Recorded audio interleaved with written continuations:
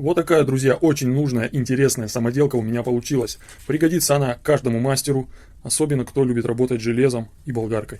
Сейчас я продемонстрирую, как она работает. Для начала ее можно закрепить струбцинами,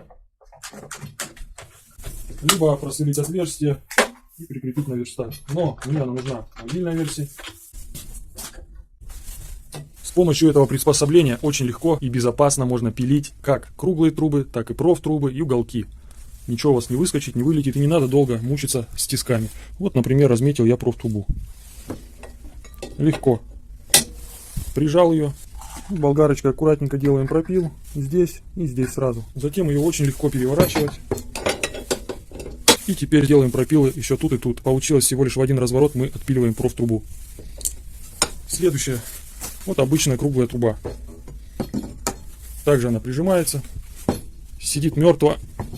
Ничего не выскочит. Если у вас легкая болгарка и вы можете пилить одной рукой, то вот эту приспособу можно снять и, придерживая рукой, распиливать вашу трубу.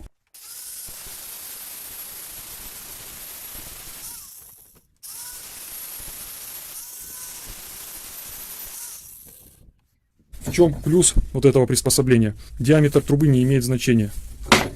Можно зажимать от маленькой до большой.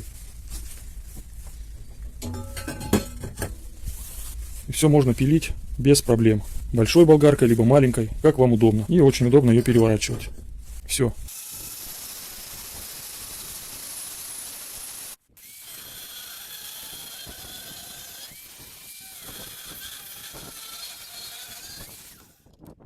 Сейчас я продемонстрирую, как пилятся уголки.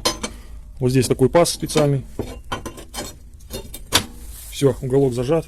Пилится также с одной стороны и переворачивается. Пилится с другой стороны.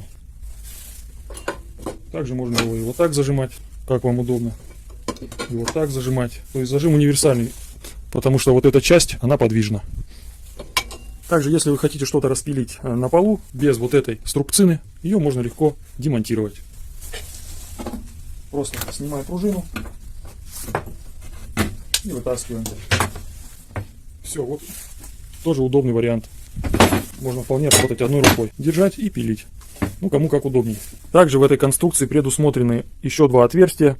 Если труба, которую вы будете зажимать, распиливать, будет очень большим диаметром, сам зажим можно перекрутить в верхнее отверстие, тем самым увеличивается площадь зажима больших объектов. Ну или совсем маленьких. Тогда мы перекручиваем в нижнее. Вот такая, друзья, интересная получилась у меня самоделочка.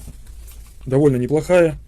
Очень полезно будет мне для моих работ в мастерской, для создания новых самоделок. Ну а вам, друзья, спасибо огромное за просмотр. Желаю всем удачи, успехов. Пока-пока.